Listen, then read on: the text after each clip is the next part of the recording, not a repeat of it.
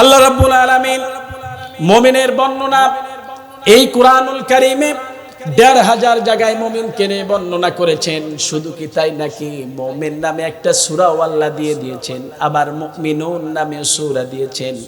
এক বচনও দিয়েছে, বহু বচনও দিয়েছে, কিন্তু শুধু সূরা কাফের দেয় নাই, কাফিরুন নামে সূরা দিলেন। কাফেরদের বহু বচন জানিয়ে দিলেন। বিশ্বনবী সাল্লাল্লাহু আলাইহি ওয়াসাল্লাম প্রতিদিন এই সূরাটা ফজরের নামাজে সুন্নতের সময় এই সূরাটা তেলাওয়াত করতেন। কারণ কাফেরদের সাথে আমাদের কি আন্ডারস্ট্যান্ডিং হবে, কি ভূমিকা আমরা তাদের সাথে রাখবো, সেই নীতি মালা নির্ধারণ করে দিয়েছেন কে? আল্লাহ রাব্বুল আলামিন জানিয়ে দিলেন। এই সূরা কাফিরুন, মুসলমান আর কাফেরের মধ্যে পার্থক্য করে দিলেন। কিন্তু আমার দেশে কিছু মুফতিনি, মুহাদ্দিসিনি, সাইকুল হাদিসিনি পবিত্র সংসদে অপবিত্র মেয়েগুলি, ভষ্টা নষ্টা মেয়েগুলি এই সূরার অপব্যাখ্যা করেছে, এই সূরাকে নিয়ে বাজে মন্তব্য করেছে। পবিত্র সংসদে তারা বলেছিল আল্লাহ তাআলা হাদিসে বলেছে, কোনটা সূরা আর কোনটা কোরআন কোনটা হাদিস এটাও নির্ণয় করতে পারে না। কয় লাকুম দীনুকুম ওয়ালিয়া দিন, কয় ধর্ম যার যার, উৎসব সবার। এরকম অর্থ শোনেন না আপনারা? কয় লাকুম দীনুকুম ওয়ালিয়া দিন, আল্লাহ হাদিসে কইছে ধর্ম যার যার, উৎসব সবার। আরে কি যে বাজে মন্তব্য তারা করেছিল। এরা আবার জাতির কর্ণধার, এই জাতির কপাল পুড়েছে। মূর্খ নেতাগুলি এই জাতিকে ডিরেকশন দিচ্ছে, ঠিক না ঠিক বলেন? এই জাতির কপাল পুড়ে গিয়েছে। আল্লাহ তাআলা ওই সমস্ত বেয়াদব মেয়েদের কাছ থেকে, বেয়াদব শাসকদের কাছ থেকে আমার এই দেশটাকে আল্লাহ হেফাজত করেছে। পড়েন না আলহামদুলিল্লাহ। আজকে যদি আর ২-১ দিন থাকতো, ওরা চাইতো যে কোরআনের মধ্যেও যদি বাবার নামটা ঢুকাই দেওয়া যাইতো। আপনি ২৪-এর বইগুলি দেখবেন, এখানে যারা মাস্টার আছেন, যারা শিক্ষিত আছেন, ২৪-এর বইগুলি দেখবেন সব 9-10-এর সিলেবাস, 1 থেকে নিয়ে ক্লাস 10 পর্যন্ত এমন কোন বইয়ের পৃষ্ঠা নাই যেখানে বাবার কিচ্ছা, নানার কিচ্ছা, ৩২ নম্বর বাড়ি, ৩৩ নম্বর রোড, ৩৪ নম্বর রাস্তা, কেমনে হোকা খাইতো, ক্লিং সেভ করতো, কোন খোর দিয়া কোন কোম্পানি, সব শুধু এগুলি দিয়া আমার যুব সমাজের চরিত্রকে তারা নষ্ট করে ফেলেছে, ঠিক কিনা বলো মুসলমান? পড়ালেখা যেন গোল্লায় চলে গেল। কর্মজীবনে এসে যুবক রাস্তা আধার দেখে। এমনকি বাধ্য করেছিল প্রত্যেকটি ইমামকে, বাধ্য করেছিল আমার বাবার নামে খুতবা চালু করতে হবে। এইটা আমিও পেয়েছিলাম লিস্ট, বাবার নামে খুতবা পড়াইতে হবে। আমি চিন্তা করলাম চাকরি থাক আর চাকরি যাক, মরিয়া গেলেও কখনো বাবার নামে খুতবা পড়াইতে পারবো না। ওরা এই চিন্তা ফিকির নিয়ে মরিয়া হয়ে পড়েছিল। ওরা চিন্তা করলো, কেননা ক্ষমতা মানুষকে এমন একদিকে নিয়ে চলে যায়, power max people give the higher position more power. ক্ষমতা মানুষকে লোভনীয় করে তোলে। যখন মেম্বারের ক্ষমতা পায়, চিন্তা করে চেয়ারম্যান যদি হইতে পারতাম, চেয়ারম্যানের পর আবার এমপি, এমপির পরে মন্ত্রী, মন্ত্রীর পরে প্রধানমন্ত্রী, প্রধানমন্ত্রী হইতে পারলে সে চিন্তা করে if the world hour my leadership, যদি গোটা পৃথিবীর জো বাইডেন, ওই কুকুর জো বাইডেন, কুকুর বারাক ওবামা, নেতানিয়াহুর মতো আমি গোটা পৃথিবী নেতৃত্ব দিতে পারতাম, না জানি আমার আরো কত প্রমোশন হতো, আমি কত বাড়িয়ে যেতাম, সকলে আমার নেতৃত্বের ছায়াতলে থাকতো, আমার ইশারায় চলতো। এইরকম চিন্তা ফিকির হয়ে যায়। যখন ক্ষমতা পেয়ে গেল, দেশের প্রধানের নমরুদের মতো কার্যকলাপ ফেরাউনের মতো শুরু করে দিল। বাবার নামে খুতবা চালু করতে হবে। প্রত্যেকটা ইমামকে বাধ্য করা হলো বাবার নামে খুতবা। তারা কিছুদিন পরে চিন্তা করলো, এই বছর দিলাম বাবার নামে খুতবা, আগামী বছরে কোরআনের মধ্যে বাবার নামটা লাগাই দেব। আপনারা এই পেশ, যেখানে এই প্যাম্পলেটগুলি ছাপানো হয়, এই পেশ চেনেন না আপনারা? যেটাকে কাগজ ছাপানো, ওই জায়গায় পেশ বলা হয়। ওই পেস্টের মালিকের একটা বদ অভ্যাস ছিল, তার কাগজ ছাপানো খুব ভালো ছিল। সে চিন্তা করে যে তার কাছে যদি কেউ কাগজ ছাপাইতে দেয়, ওই একটা না দুইটা একটা নাম কেটে দিয়ে আর একটা নাম বসায় দেবে। তার এটা অভ্যাস, বদ অভ্যাস ছিল। তো একজন মোল্লা, আমার মতো মোল্লা, গেছে তার কাছে, গিয়া কয়, ভাইজান এটা হচ্ছে মহাপবিত্র আল কোরআন, আমি এটা ছাপাইতে আসছি, তোমার বদ অভ্যাস আছে, তুমি কিছু কাইটা কিছু যুক্তি করে দাও। ভাইজান এটা কিন্তু লাউহে মাহফুজ থেকে এই কোরআনটা এসেছে, খবরদার আমারে কথা দাও, তুমি এর ভিতরে কোনো কিছু কাটবা না, কিছু যুক্তও করবা না। পেশের মালিক ডাক দে বলে, মোল্লা সাহেব আপনি কি আমারে পাগল পাইছেন? আমি কি মুসলমান না? এই পেস্টের, এই কোরআনের মধ্যে আমি কেটে কিছু যুক্ত করবো, এটা আপনার মনে হয়? আপনি চিন্তা করবেন না, আপনি নিশ্চিন্তায় বাড়িতে চলে যান, আপনি 1 সপ্তাহ পর এসে আমার কাছ থেকে কোরআন বুঝাই নিয়ে যায়। মোল্লা চলে গেলেন, 1 সপ্তাহ পর হাজির। গিয়ে বলতেছে ভাই আমার কোরআন ছাপানো হয়েছে। কয় ভাই হয়ে গেছে। কয় ভাই দেন, আপনি কিছু যুক্ত করেন নাই তো? পেশের মালিক ডাক দিয়ে বলতেছে আল্লাহি, আল্লাহর কসম খেয়ে বলতে পারি এই কোরআনের মধ্যে কিছু যুক্ত করার ইচ্ছা চিন্তাধারা আমার মস্তিষ্কের মধ্যে ছিল না, কিন্তু আমি চিন্তা করে দেখলাম এই মহাপবিত্র কিতাব আল্লাহ খায়া দেয় আর কারো কাম পাইলো না, এই জায়গায় ফেরাউনের মতো এত বড় কাফেরের নাম দিল কেন? এই দেখে আমার মনে সায় দেয় নাই, এই জন্য ফেরাউনের নামটা কাইটা দিয়া ওই জায়গায় আমার বাবার নাম বসাই দিস। মোল্লা এখন চিন্তা করে এই কি বিপদে পড়লাম রে বাবা। কয় ভাই আর কি কিছু করছেন? কয় আর এক জায়গায় হুজুর আমার খুব খারাপ লাগছে। কোন জায়গায়? আমি দেখলাম যে আমাদের জাত শত্রু, ধর্মের শত্রু, জাতির শত্রু এই শয়তান, এই শয়তানের মতো একটু বেয়াদবের নাম এই কোরআনের মধ্যে আল্লাহ উঠায় দিল। এইটা দেখে আমার মনে সায় দেয় নাই, এই জন্য শয়তানের নামটা কাইটা দিয়া ওই জায়গায় আমার নামটা বসাই দিস। ফেরাউনের জায়গায় বাবার নাম, শয়তানের জায়গায় আমার নাম। মোল্লা হাসবে না কাঁদবে চিন্তায় পড়ে গিয়েছে। মোল্লা তো বেকুব সেজে গিয়েছে। দেখা যায় বাংলার জমিনে খুতবা চালু করতে চেয়েছিল মসজিদে মসজিদে, তারা নিজেরাই আর কিছু পারুক আর না পারুক বাবার নামটা শয়তানের জায়গায় বসানোর চেষ্টা করেছিল। কথা বলে ঠিক কিনা মুসলমান? নিজেরাই নিজেদের মান সম্মান মাটির সঙ্গে মিশিয়ে দিল। আল্লামা সাইদি রহমতুল্লাহ আলাইহি বলেছিলেন বেশি লাফালাফি করবা না, 12 কোটি দিয়ে গাছের গোড়া আস্তে নাড়া দিবে, মামবাড়ি দিল্লি গিয়ে পড়বা। আল্লাহর কোরআনের পাখির কথা সত্য হয়ে গেল, বেইজ্জতি হয়ে বাংলার জমিন থেকে আল্লাহ তাদেরকে বিতাড়িত করে দিয়েছে। কথা বলেন ঠিক কিনা মুসলমান? আজও যারা কোরআনের বিরুদ্ধে লাগবে তাদেরকে আল্লাহ তাআলা জুতা পেটা করে বেইজ্জতি করে দুনিয়ার জমিন থেকে বিতাড়িত করে দিবেন। কথা বলেন ঠিক কিনা মুসলমান? এই কোরআনের সঙ্গে লেগে নমরুদ পারে নাই, ফেরাউন পারে নাই, আবু জেহেল পারে নাই, উতবা সাইবা ওয়ালিদ বিন মুগিরার গোষ্ঠীরা পারে নাই, আবু জেহেলের সাধুনামূলকরা পারে নাই, নমরুদের সাধুনামূলকরা পারে নাই। যারা এই কোরআনের বিরুদ্ধে আচরণ করেছে আমার আল্লাহ রাব্বুল আলামিন তাদেরকে জুতা পেটা করে দুনিয়ার জমিন থেকে বিতাড়িত করেছে। কথা বলেন ঠিক কিনা মুসলমান? আজও সাবধান হয়ে যাও, এই কোরআনের বিরুদ্ধে লাগতে শোনা আমার আল্লাহ আছে এখনো। আল্লাহ তাআলা নমরুদ ফেরাউনের মতো বেইজ্জতি করে তোমাদেরকেও দুনিয়ার জমিন থেকে বিতাড়িত করে দিবেন। আল্লাহ তাআলা তাদের সকলকে সঠিক বুঝ দান করুন। পড়েন না আমিন। মুসলমান ভাইরা আমার, আমরা বলতেছিলাম মুমিন কারা? মুমিন আর কাফেরের মধ্যে আল্লাহ রাব্বুল আলামিন পার্থক্যকরণের সূরা দিয়ে দিলেন, কাফেরদের বহুবচন দিয়ে দিলেন। আবার বিশ্বনবী সাল্লাল্লাহু আলাইহি সাল্লাম এই সূরা কাফিরুন পবিত্র রমজানুল মুবারকে বিতরের নামাজের সময় প্রথম রাকাতেই পড়তেন সাব্বিহিসমা রাব্বিকাল আলা, দ্বিতীয় রাকাতে পড়তেন কাফিরুন, তৃতীয় রাকাতে পড়তেন কুল হুয়াল্লাহু আহাদ। পড়েন কুল হুয়াল্লাহু আহাদ আল্লাহুস সামাদ লাম ইয়ালিদ ওয়া লাম ইউলাদ ওয়া লাম ইয়াকুল লাহু কুফুয়ান আহাদ। সুবহানাল্লাহ। কার পরিচয়? কার? আওয়াজ দিয়ে বলতে হবে কার? এই কালেমার ঘোষণা দিতে হবে 3টি পর্যায়ে। আল্লাহ রাব্বুল আলামিনের হাবিব বলে দিয়েছেন ইকরারুম বিল লিসান, তাসদিকুম বিল জানান, আমালুম বিল আরকান। একজনে যখন কালেমার ঘোষণা দিল তার হৃদয়ের মধ্যে এটার ভয় ভীতি স্থাপন হবে যে যখনই সে কালেমার ঘোষণা দিল ফজরের আজান হলে সে আর বাড়িতে ঘুমিয়ে থাকতে পারবে না। যখনই নামাজের আজান হলো কালেমার সাথে সাথেই নামাজের ঘোষণা দিয়েছেন কে? আল্লাহ রাব্বুল আলামিন বলছেন কি দিয়েছি? ইমানের বহিঃপ্রকাশের জন্য কি দিয়েছি শোনো। ও মুসলমান রে, কি দিলাম তোমাদের জন্য? আমাদের সমাজে এমন লোক আছে কোনোদিন ওজোট খায়া পশ্চিম দিকে সেজদা দেয় না।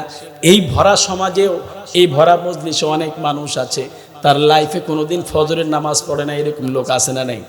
দেখবেন অনেক লোক আছে কোনোদিন লাইফে ফজরের নামাজ পড়ে না। আল্লাহ তাআলা তাদেরকে নামাজি বানায় দেন। পড়েন না আমিন।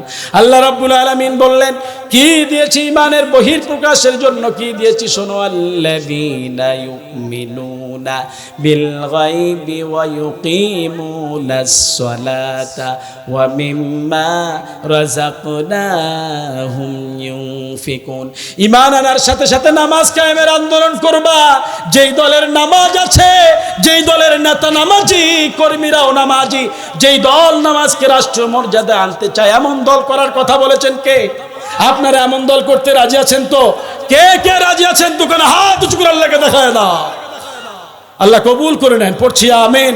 আল্লাহ রাব্বুল আলামিন বলছেন কি দিয়েছি শোনো। আবার আমার দেশে কিছু নেতা আছে দেখবেন, কালেমা জানে না, নামাজ জানে না, গোসল জানে না, কোরআন পড়তেও জানে না, এমন নেতা আছে না নাই? আবার দেখা যায় কিছুদিন আগে ঈদুল ফিতর পার হয়ে গেল, শাওয়াল মাসের চাঁদ দেখা দিয়েছে। এবার নেতা সাহেব ভাষণা দিচ্ছেন, ঘোষণা দিচ্ছেন, লোক সমাজের মাঝে ঘোষণা দিচ্ছেন, আগামীকাল পবিত্র ঈদুল ফিতরের জানাজার নামাজ আপনাদের সকলকে স্বাগত জানানো হইল। ঈদুল ফিতরের জানাজার নামাজ, আরে নেতা, এরকম নেতা আছে না? কোনটা জানাজার নামাজ আর কোনটা আনন্দের নামাজ নেতা এটাও নির্ণয় করতে পারে না। এমন নেতার আনুগত্য আমরা করে থাকি। আবার দেখবেন এমন কিছু নেতা আছে আমার দেশে, নামাজ তো পড়েই না, ইলেকশনের পূর্বে দেখবেন নামাজ ছাড়ার কথা বলে না, আছে না নাই? একই আসরের নামাজ 3 মসজিদে 3 বার পড়ে। কর্মী ডাক দিয়ে বলে, নেতা সাহেব আপনি তো আসরের নামাজ আল্লাহ বলেছেন একবার ফরজ করার কথা, কিন্তু আপনি যে 3 বার 3 মসজিদে পড়লেন। নেতা কয়, বেশি কথা বলিস না, যত নামাজ পড়বি তত সব নামাজ পড়ে যা। আমার মুমিনের গুণ কি শোনো, ইন্নামাল মুমিনুনা আল্লাযীনা ইযা যুকিরাল্লাহু ওয়াজিলাত কুলুবুহুম। আমার মুমিন যখনই আমার জিকির শুনবে তাদের হৃদয়গুলি কন্দনরত হয়ে যাবে, তাদের হৃদয়গুলি ভিজে যাবে। মুমিন যখনই শুনবে আল্লাহর জিকির হচ্ছে, দুনিয়ার সব ছেড়ে দিয়ে তারা আল্লাহর জিকিরে অংশগ্রহণ করবে। আর যখনই তারা সুযোগ পাবে আয়াত তেলাওয়াত করবে কার? ওয়াইদা তুলিয়াত আলাইহিম আয়াতুহু যাদাতুহুম ঈমানান ওয়া আলা রাব্বিহিম ইয়াতাওয়াক্কালুন। মুমিন যখনই আমার কোরআন তেলাওয়াত করবে আমি তাদের ঈমানগুলিকে বাড়িয়ে দিতে থাকব। ঈমানকে বাড়াতে বাড়াতে এমন পর্যায়ে তারা চলে যাবে দুনিয়ার কাউকে তারা পরোয়া করবে না, একমাত্র আমি আল্লাহর উপরেই তারা ভরসা করবে। সেজন্য কোরআন আছে যেখানে আমরা থাকব, কোরআনের আইন যেখানে আমরা থাকব, সফলতার জন্য আল্লাহ রাব্বুল আলামিন বললেন সফলতার জন্য প্রথম দিলাম ঈমান। এই ঈমানকে যদি তোমরা টিকিয়ে রাখতে চাও প্রথম কাজ হলো নামাজ। আল্লাহ তাআলা সমস্ত ব্যক্তিকে নামাজ হিসাবে কবুল করে নেন, পড়ছি আমিন। 5 ওয়াক্ত নামাজ জামাতের সাথে পড়বো তো ইনশাআল্লাহ, কখনো নামাজ ছেড়ে দেব না। কারা কারা পড়বেন দোকানে হাত উঁচু করে আল্লাহকে দেখায় দেন। আল্লাহ তুমি তাকিয়ে দেখো, 5 ওয়াক্ত নামাজ পড়ার জন্য অঙ্গীকার করেছে আল্লাহ, প্রত্যেককে 5 ওয়াক্ত নামাজই বানায় দেন, পড়েন না আমিন। নামাজ ছাড়া কোনো গতি নাই, কেননা এই নিঃশ্বাসটা বন্ধ হয়ে গেলেই সব শেষ। এই দুনিয়া দুনিয়া আমার নয়, কেননা আজকে আছি কালকে থাকতে নাও পারি, চলে যাব দুনিয়া ছেড়ে। আমাদের সম্মানিত চেয়ারম্যান সাহেব এখানে আছেন, তিনার আগেই তেনার ভাই দুনিয়া থেকে গত হয়ে চলে গেল। আল্লাহ তাআলা তেনার ভাইয়ের কবরটাকে জান্নাতের ফুল বাগিচা বানায় দেন, পড়েন না আমিন। খুব ভালো মানুষ, আমি যতটুকু ওনার প্রশংসা শুনেছি, উনি ইতিপূর্বেও কঠিন মুহূর্তে যে সময় ফ্যাসিস্টের আমল ছিল সে সময় বাবার সম্পত্তি, পৈতৃক সম্পত্তি বিক্রি করে জনগণের সেবায় তিনি নিজেকেও এবং তেনার অর্থকড়িকেও নিয়োজিত করেছেন। আল্লাহ তাআলা তেনার এই শ্রমকে, এই অর্থকে আল্লাহ তাআলা কিয়ামতের ময়দানে নাজাতের ওসিলা বানায় দেয়, পড়েন না আমিন। মুসলমান ভাইয়েরা আমার, আল্লাহর হাবিব সাল্লাল্লাহু আলাইহি সাল্লাম বলতেন, আসতে ভাই, আল্লাহর হাবিব সাল্লাল্লাহু আলাইহি সাল্লাম বলতেন মৃত্যুর আগ মুহূর্তে বিশ্বনবী সাল্লাল্লাহু আলাইহি সাল্লাম বললেন, ইকতারাবা লিন-নাসি হিসাবুহুম ওয়া হুম ফি গাফলাতিন মুরিদুন। মানুষের হিসাবের দিনটি খুব কাছে চলে আসছে, অথচ মানুষ বেমালুম ভুলে আছে, মানুষ কিছুই চিন্তা করে না। একটা দিন যায়, আমার জীবনের 24টা ঘন্টা বিদায় নিয়ে গেল। আমার বাবা চলে গেলেন, আমার মা চলে গেলেন, আমার প্রিয়তমা বিবি চলে গেলেন, আদরের সন্তানগুলি চলে গেল। একটি জায়গায় সবাই অপেক্ষমান আছেন, সেই দিন আমরা সবাই একত্রিত হব। আল্লাহ রাব্বুল আলামিন বলছেন সেই দিনের আগে দুনিয়ার জমিনকে আমি ঝাঁকি দেব, তবে ঝাঁকির কোনো কষ্ট আমি আল্লাহ মুমিনকে দেব না। মুমিনকে আমি আল্লাহ রাব্বুল আলামিন বড় আদরের মধ্যে রাখবো। যারা আল্লাহর হুকুম পালন করছেন তারাই মুমিন। তারা কি মুমিন? আমরা মুমিন হতে চাই, কোরআন আছে যেখানে আমরা থাকবো সেখানে। তবে মুমিন হওয়ার অনেকগুলি শর্ত আছে। আপনি কোনো প্রতিবেশীকে কষ্ট দিতে পারবেন না, হোক সে হিন্দু, হোক সে বৌদ্ধ, হোক সে খ্রিস্টান, হি উইল নেভার। আপনি তার হক তাকে বুঝিয়ে দিবেন, কারণ সে আপনার কি প্রতিবেশী। হৃদয়ের পাশাপাশি বিশ্বনবী সাল্লাল্লাহু আলাইহি সাল্লাম বলেছেন, আমার ভয় হচ্ছিল প্রতিবেশীকে সব কিছু দেওয়া ফরজ হয়ে যায় কিনা। এত বেশি তাগিদ প্রতিবেশীর ব্যাপারে বিশ্বনবী সাল্লাল্লাহু আলাইহি সাল্লাম দিয়েছেন। এমনকি আল্লাহর হাবিব সাল্লাল্লাহু আলাইহি সাল্লাম বুখারীর বর্ণনায় বলেছেন, আল্লাহি লা ইউমিন লা ইউমিন লা ইউমিন। ইমানদার নয়, মুমিন নয়, মুমিন নয়। কারা মুমিন নয়? যার অত্যাচার থেকে তার প্রতিবেশী নিরাপদে নয়। আপনার অত্যাচার থেকে যদি আপনার প্রতিবেশী নিরাপদে না থাকে আপনি মুমিন হতে পারবেন না, আপনি মুখ দিয়ে কষ্ট দিলেও আপনি মুমিন হতে পারবেন না। মুখ দিয়ে কষ্ট আছে না, আপনি বিড়ি খায় আরেকজনকে কষ্ট দিতে পারবেন না। তবে বিড়ি অবশ্য আপনাদের এই নালুকা বাড়ি এলাকায় কেউ খায় না। খায়, আহারে বিড়ি জাতিকে কুড়ে কুড়ে খাচ্ছে। শীতের সকাল 4-5 জন একসাথে এমন ভাবে বিড়ি টানে মনে হয় বিরাট নিয়ামত খাইতেছে। এরকম বিড়িখোর আছে না? দেখবেন অনেক বিড়িখোর আছে। আবার নেশা খেয়ে, নেশা করে তার মস্তিষ্ক ঠিক থাকে না। মানুষের ব্রেনে দুইটা সেল আছে, একটা সেল হলো খুব অ্যাক্টিভ থাকে, আর একটা সেল হলো মানুষের অ্যালোবেসি, যেটা পশুরও আছে মানুষেরও আছে। পশুত্ব যেটা, নেশা জাতীয় জিনিস বেশি খেলে পশুত্বটা চাঙ্গা হয়ে যায়, আর হিউম্যানলি যেটা অর্থাৎ মানবীয় মুড যেটাকে বলা হয় সেটা মরে যায়। এজন্য যারা গাঁজা খায় অমুককে ধরে অমুককে মারে, এমনকি নিজের মাকেও মারতে দিতে করে না। কথা বলে ঠিক কিনা মুসলমান? মদ, জুয়া, লটারি, মরা মানুষের জন্য উঁচু জায়গা বানানো, এগুলি শয়তানের স্বরসমূহ। আজকে দেখা যায় বাংলাদেশের 80% যুবক নেশায় আসক্ত হয়ে তার জীবনকে ধ্বংস করে ফেলতেছে। কথা বলেন ঠিক না ব্যাটি? আপনার সন্তানের দিকে তাকিয়ে দেখেন, নেশা ছাড়া যেন সন্তান চলতে পারে না। নেশার টাকার জন্য ঐশী তার আব্বা আম্মাকে জবাই করে ফেললো। নেশার টাকার জন্য আজও দেখা যায় অনেক সন্তান তার মায়ের গলায় ছুরি ধরে, আসে না নাই? দেখবেন অনেক নেশাখোর আছে, নেশা করলে মস্তিষ্ক ঠিক থাকে না, বিগড়ে যায়। কারে কি ডাকে সে নিজেও জানে না। গভীর রাত্রিতে একজন নেশা করে বাড়িতে ফিরছে। এখন স্ত্রী তো স্বামীর চিল্লা পাল্লার যন্ত্রণায় দরজা এমনি আগলায় রেখে ঘুমায় পড়ছে সন্তানকে নিয়ে। গভীর রাত্রিতে সে বাড়ির মধ্যে প্রবেশ করছে দরজা খোলা পেয়ে। অন্ধকারের মধ্যে শোয়ার রুমে না গিয়েছে গরুর গোয়াল ঘরে। অন্ধকারের ভিতরে হাসতে গরুর লেসে পড়ছে হাত দিয়ে কয়, আসিফের মা প্রত্যেক দিন চুলে 2টা করে বেনি করো, আজকে দেখি একটা করেছে, কারণ কি? আসিফের মা মারছে এক লাথি খায়া বাড়ির আগ্নে এসে পড়ছে। বদর বদর কইরা কয়, আজীবন তোমারে মারলাম, গালিগালাজ করলাম, মুখের উপরে প্রতিবাদ করলা না, আজকে ভালো কথা বলতে না বলতে তুমি আমার লাথি মারলে। আজকে দেখা যায় সকালবেলা নেশার ঘোর কেটে যাওয়ার পরে তার হাতে দেখে গরুর লেজ ছেড়ে ধরা পড়েছে। এরকম নেশাখোর আমাদের সমাজে আছে না নাই? এখন তো নেশা, এমন নেশা, মোবাইল নেশা, অ্যান্ড্রয়েড মোবাইলগুলি আমার যুব সমাজের চরিত্র নষ্ট করে ফেললো। বিশেষ করে কোভিড-19 মধ্যে ওই শিক্ষামন্ত্রী দীপুমণি বেয়াদব আমার যুব সমাজের হাতে, স্টুডেন্টদের হাতে মোবাইল উঠে দিয়ে তাদের পড়ালেখা যেন চিরতরের মতো নষ্ট করে ফেললো। কথা বলেন ঠিক না ব্যাটি? আজকে ফিরায় দেন আবার সোনার যুবকের জীবন, ফিরায় দেন সুন্দর সোনালী জীবন। এই জীবন তো ফিরায় দেওয়া সম্ভব হবে না। কেমনে ফিরায় দিবেন?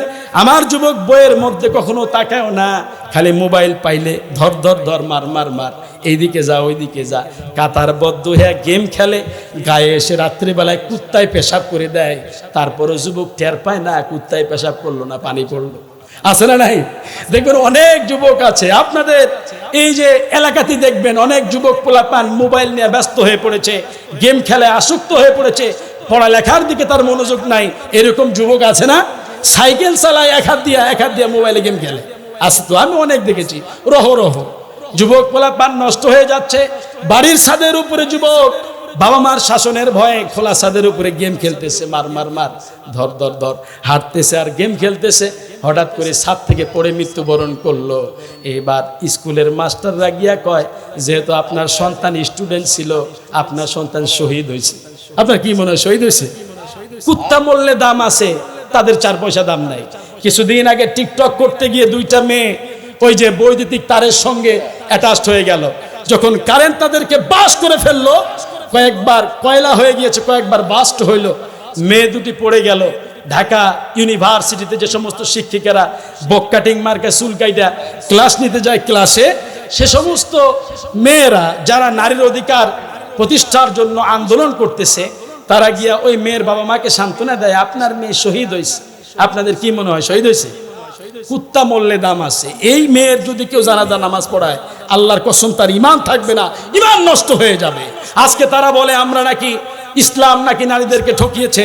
আরে ইসলাম যে নারীদের অধিকার দিয়েছে, পৃথিবীতে 200 ধর্মের উপরে মানুষ আছে, এত কোন ধর্মে নারীর মর্যাদা এত দেয় নাই যা দিয়েছে ইসলাম। কথা বলেন ঠিক কিনা মুসলমান?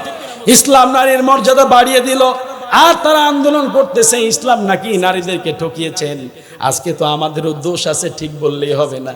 আপনার ঘরে যদি পরপর 2টা কন্যা সন্তান জন্ম লাভ করে, আপনি এমন বাবা, মুখটা আপনার কালো হয়ে যায়। আর যখন ছেলে সন্তান জন্ম লাভ করে, আপনি মিষ্টির পোটলা নিয়ে বন্ধু বান্ধবের কাছে গিয়া বলেন, আমার ছেলে হয়েছে, তোমরা মিষ্টি খাও। এরকম বলে কি বলে না বলে? দেখা যায় যে অনেক মা বোনকে পরপর 3টা 4টা মেয়ে হয়েছে, এই জন্য তালাক দেওয়া হয়েছে।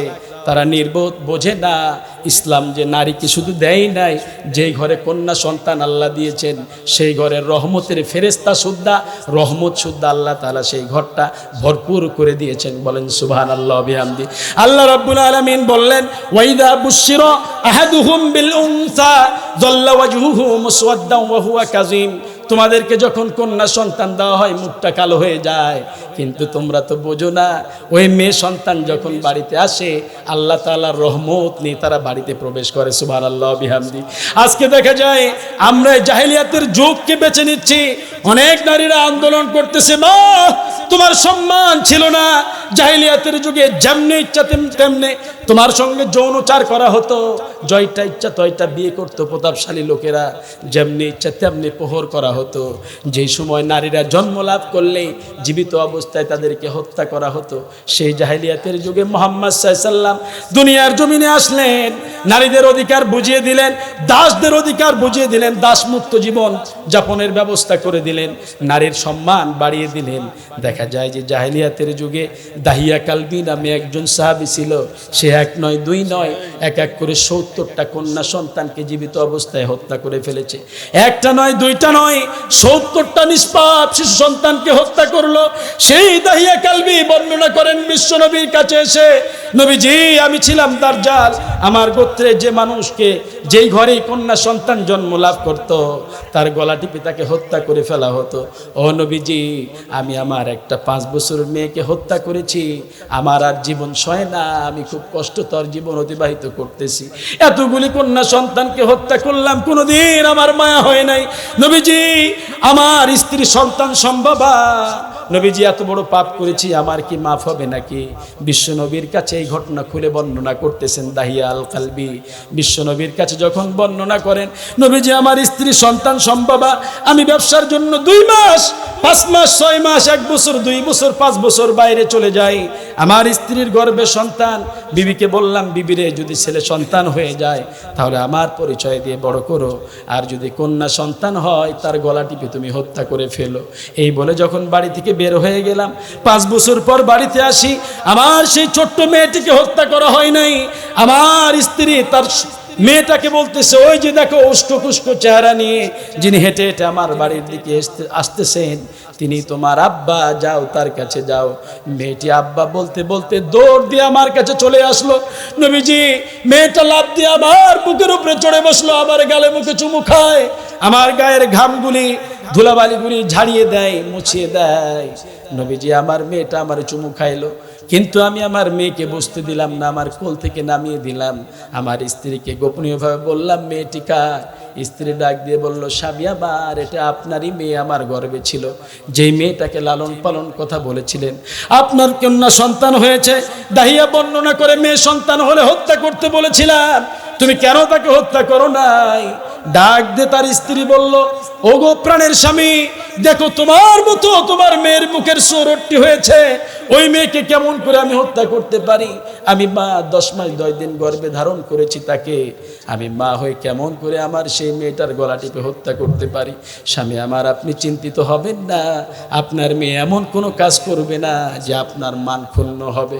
মুসলমান ভাইরা আমার, দাহিয়া বর্ণনা করে, নবীজি আমি বুঝতে দিলাম না। কয়েকদিন পর আমার বিবিরে বললাম, বিবিরে পার্শ্ববর্তী এলাকায় মেলা হচ্ছে, মেয়েটাকে সাজিয়ে দাও।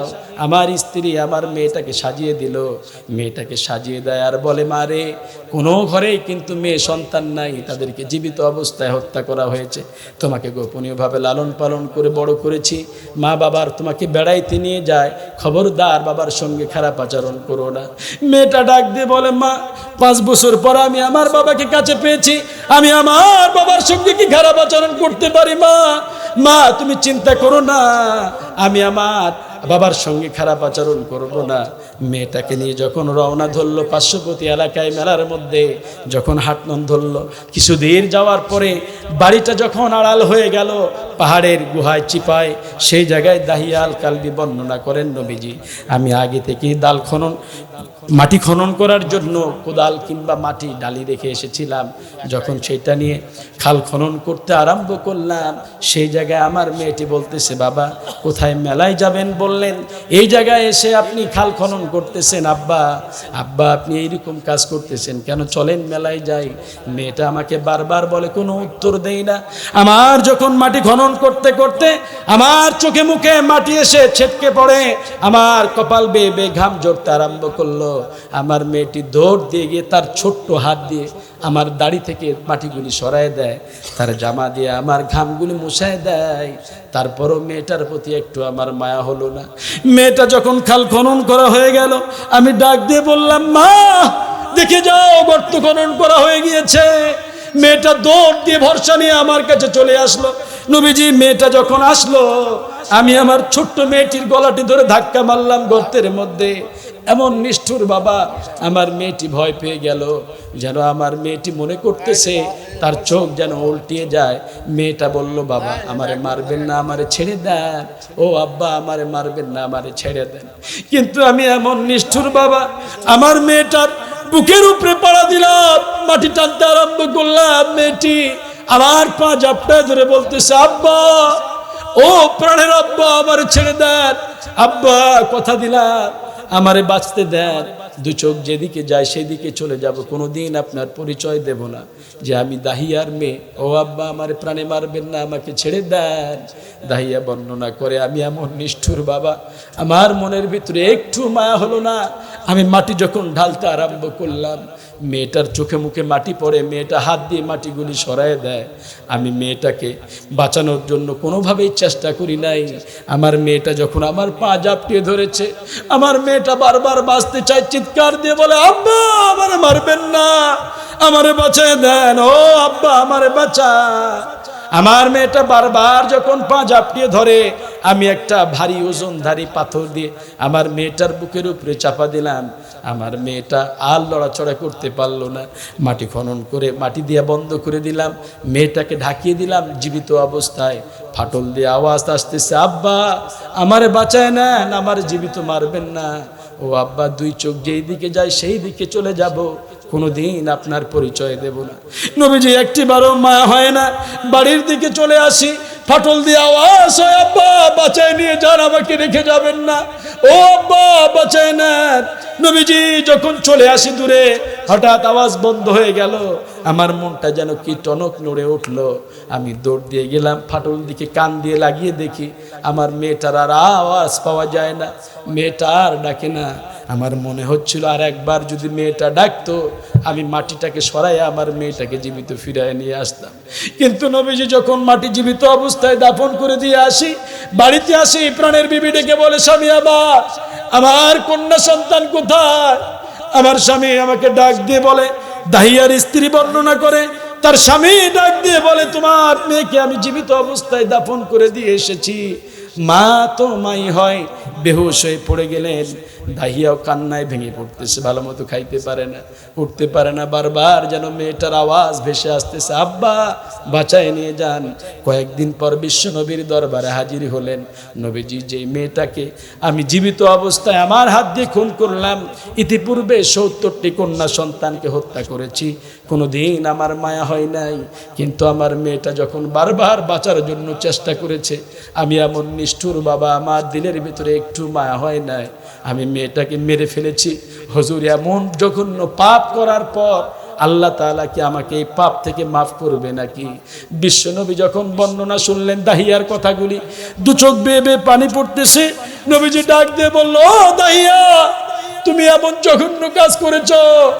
তুমি মেয়ে, তুমি বাবা, তুমি এমন বাবা হয়েছো, গোটা পৃথিবীর মানুষ যদি শোনে দাহিয়া তুমি এমনি করে তোমার কন্যাকে হত্যা করেছো, তোমার প্রতি লাহানত আনবে, তোমার প্রতি আল্লাহর জন্য গজব চাইবে। ও দাহিয়া, কিন্তু আল্লাহ তাআলা দয়াবান, তুমি পাপ করেছো, পূর্বে ছিলে কাফের, এখন হতে চাও মুসলিম, তুমি কালেমা পড়ে নাও, আল্লাহর কাছে তওবা পড়ো, তোমার রব এত দয়াবান, তুমি মাপ চাইলে আল্লাহ তাআলা তোমার সব গুনাহ খাতা মাফ করে দিবেন। দাহিয়া আর কাল বিলম্ব করলেন না, সঙ্গে সঙ্গে দাহিয়া পড়লেন, লা ইলাহা ইল্লাল্লাহু মুহাম্মাদুর রাসূলুল্লাহ সাল্লাল্লাহু আলাইহি ওয়াসাল্লাম নারীর অধিকার ইসলাম দিয়েছে, নারীর সম্মান ইসলাম বাড়িয়ে দিয়েছে। আজকে যারা ধর্মঘট আন্দোলন করতেছে তারা বোকা, তাদের জ্ঞান বুদ্ধি নেই, নির্বোধ।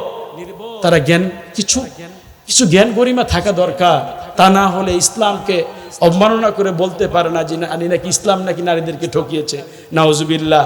ইসলাম নারীর মর্যাদা বাড়িয়ে দিয়েছেন, নারীদের সম্মান বাড়িয়ে দিয়েছে। মা, তুমি শুধু ঘরে বসে রান্না করবে, তোমার স্বামী গায়ে গতরে খেটে এনে তোমারে সব কিছু সরঞ্জাম দিবে, তুমি রান্না করে শুধু খাওয়াবা, এইটুকুই তোমার দায়িত্ব। তোমার দায়িত্ব বাইরে বাজার বন্দরে কাজকর্ম নয়। হ্যাঁ, পর্দা পশিদার ভিতরে আপনি ডাক্তার হতে পারেন, আপনি ইঞ্জিনিয়ার হতে পারেন, পর্দার আমাদের মহিলা ডাক্তার নিয়ে দরকার আছে। আল্লাহ তাআলা আমার মা বোনদেরকে সঠিক বুঝ দান করুন, পড়েন না আমিন।